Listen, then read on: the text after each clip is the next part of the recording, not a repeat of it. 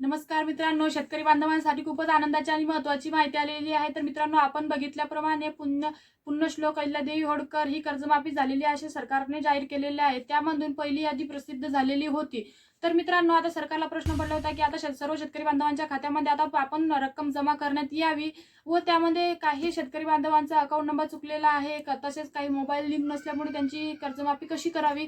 तर सरकारने आता एक नवीन पद्धत शोधून काढली होती, ती म्हणजे ई-केवायसीच्या पद्धतीने आपण शेतकरी बांधवांची कर्जमुक्ती करावी।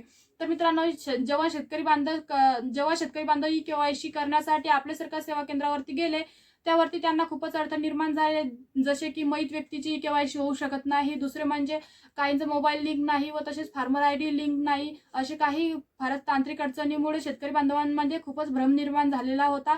तर मित्रांनो, आता सरकारने शेतकरी बांधवांचा भ्रम तोडण्यासाठी किंवा भ्रम दूर करण्यासाठी सरकारने एक नंबर जाहीर केलेला आहे। तो नंबर म्हणजे 02249150802 हा नंबर सरकारने जाहीर केलेला आहे। तर ज्या शेतकरी बांधवांना